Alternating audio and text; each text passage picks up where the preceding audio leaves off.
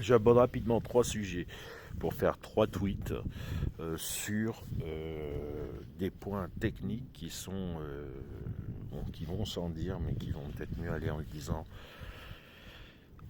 Chacun 2 minutes 20. Premièrement, face aux avocats du type avocat de la pègre, enfin, utilisant des méthodes hypercritiques. La méthode hypercritique, c'est les méthodes utilisées par les avocats de la pègre. Lorsque on rappelle que l'islam autorise la pédocriminalité, c'est-à-dire le viol de fillettes, pour être précis, et sans limite d'âge, elles peuvent avoir 2 ans. On nous répond souvent, non, elles doivent être mariées, ok. Premièrement. Deuxième type d'argument, ouais, mais de tout temps, on était des barbares, c'est seulement récemment qu'on interdit la pédophilie, blablabla. Donc je vais être clair, précis, net. Pardon. On s'en fout d'appeler ça mariage ou viol. Si vous vous mariez avec une fillette, on considère en Occident, dans le monde libre, dans le monde Saint-Esprit, si vous voulez. J'aime pas dire ça, ça fait prétentieux, alors que c'est totalement banal ce que je vais dire.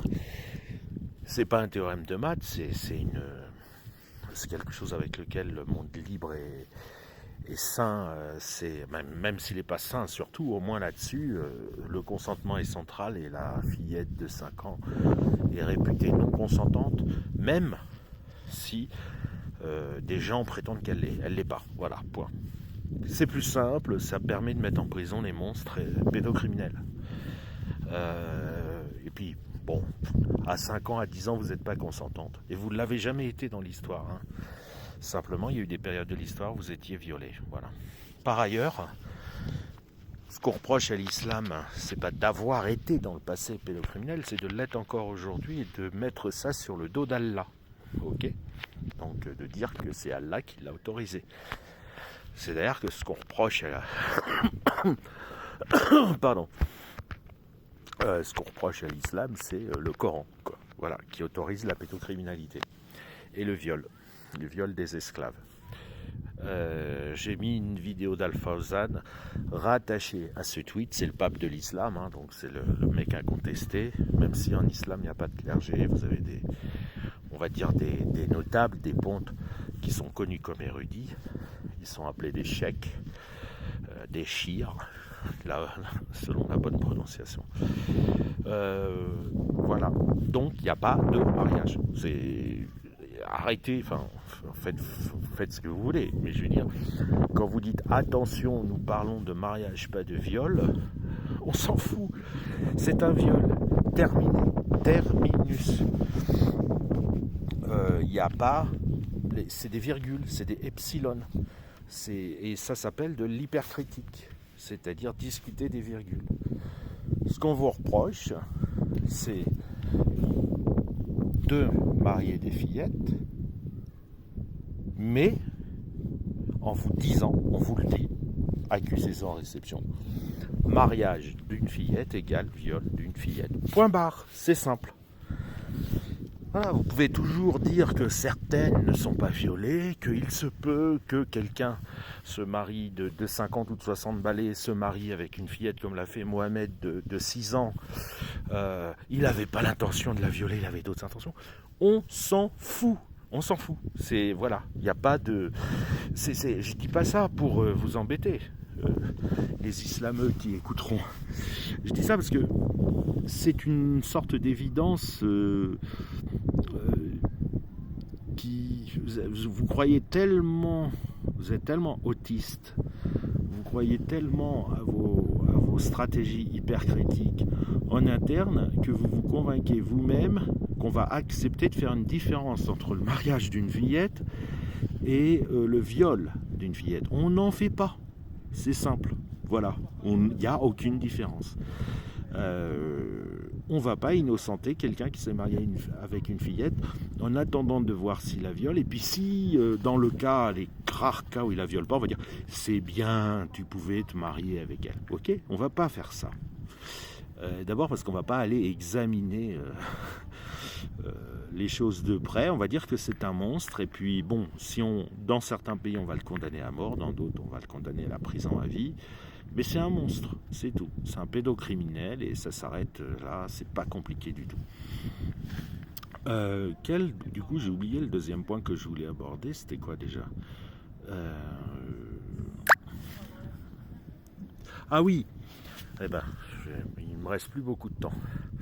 Le deuxième point, c'est je veux bien insister sur la façon dont l'islam est une maladie et que la contamination à l'islam rend handicapé dans certains cas, handicapé définitif, mort cérébrale.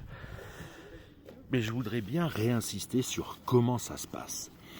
Ce n'est pas le contenu en soi qui rend malade. Le contenu, c'est une monstruosité du point de vue du monde libre, si vous voulez, du point de vue du monde, je ne sais pas comment l'appeler, civilisé, ça. Bon. Mais ça va plus loin. On ne vous reproche pas une adhésion posée, intellectuelle, à ce contenu, parce que vous dites vous-même que vous n'y adhérez pas. Enfin, vous dites vous-même que si ça ne venait pas d'Allah, vous n'y adhéreriez pas. Ok ? Et en fait, certains d'entre vous le disent, d'autres, c'est très très crasseux dans leur tête. Et la maladie, elle se déclenche de la manière suivante. La maladie, c'est une automutilation personnelle, une auto-excision de parties du cerveau qui entraîne, dans les cas les plus graves, une paralysie totale du cerveau, une mort cérébrale comme on le voit chez les talibans, chez Daesh, mais aussi comme on le voit chez certains débatteurs qui peuvent paraître plus familiers avec l'Occident et qui en fait sont déjà en mode machine algorithmique, c'est-à-dire qu'ils se sont retirés des parties qui ressentent, enfin les parties, voilà, bref, j'en ai déjà parlé. Donc je voudrais bien insister sur un point, c'est pas le contenu en soi qui rend malade, qui fait que les gens s'automutilent et s'arrachent le cerveau. C'est parce que le contenu fait apostasier.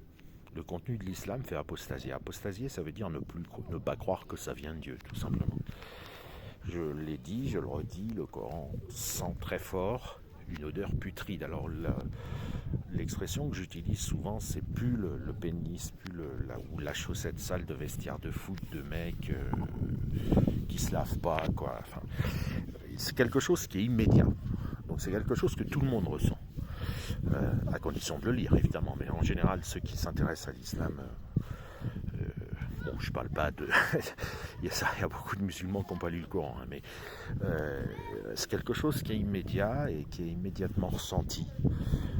Ça schlingue, ça sent fort le mal, quoi, une vision tout en masculin des choses, un truc très très réduit, très pauvre. Ce qui fait que on est naturellement porté à dire bon bah ça vient pas d'Allah, point à la ligne.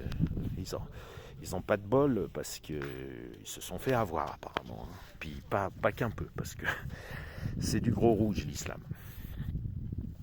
La maladie elle vient du fait que les gens veulent pas apostasier, ils ont peur de l'enfer, j'en ai déjà parlé, c'est le pari de Pascal négatif. Ils n'arrivent pas à devenir certains qu'il n'y a pas de risque.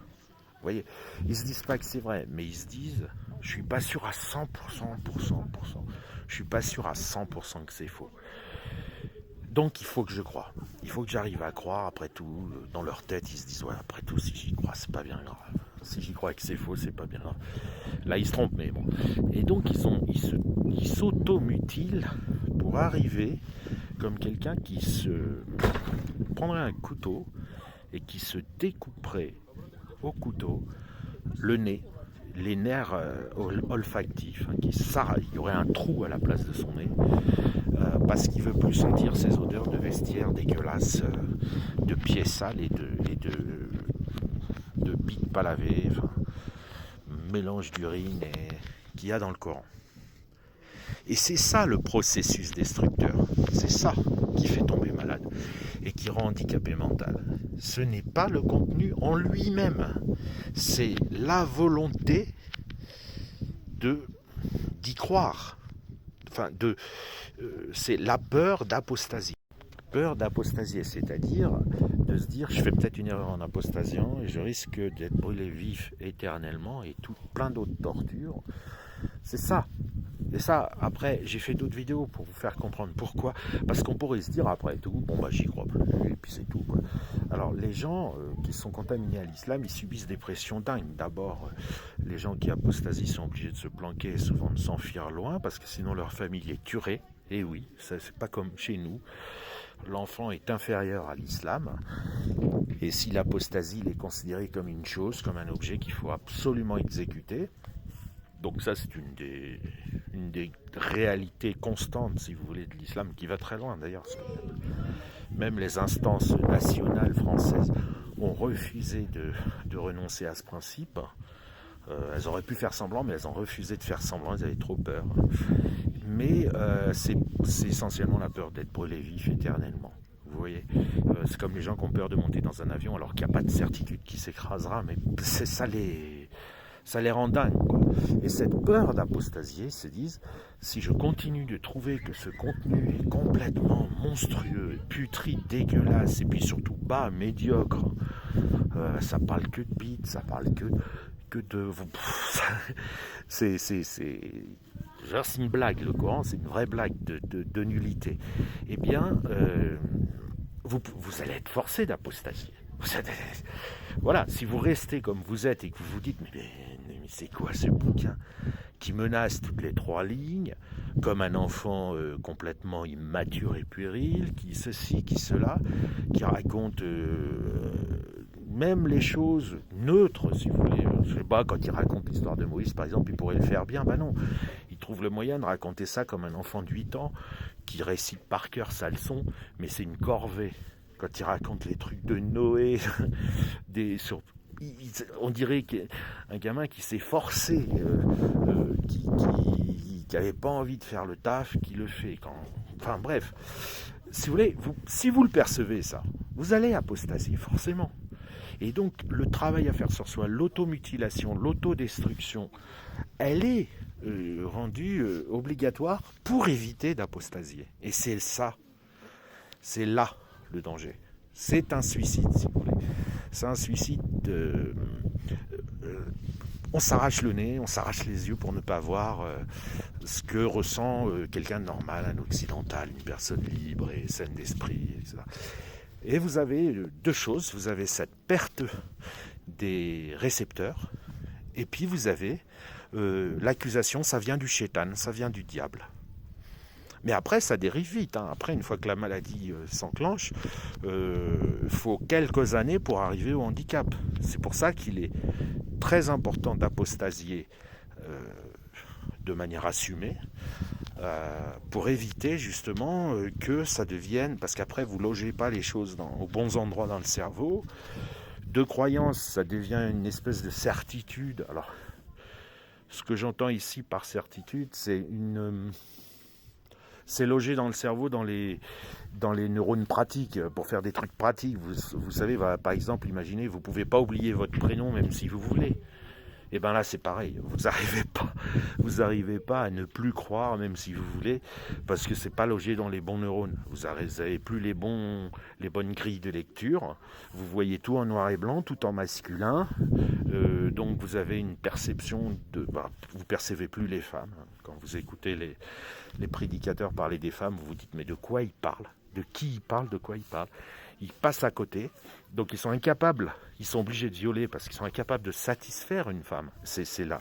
Et là, c'est un fait ultra connu, mais pas très très diffusé parce que c'est pas poli de le dire, et etc. C'est-à-dire que c'est pas une maladie innocente même sur le plan du quotidien. Bon, voilà, j'arrête là parce que j'ai un problème.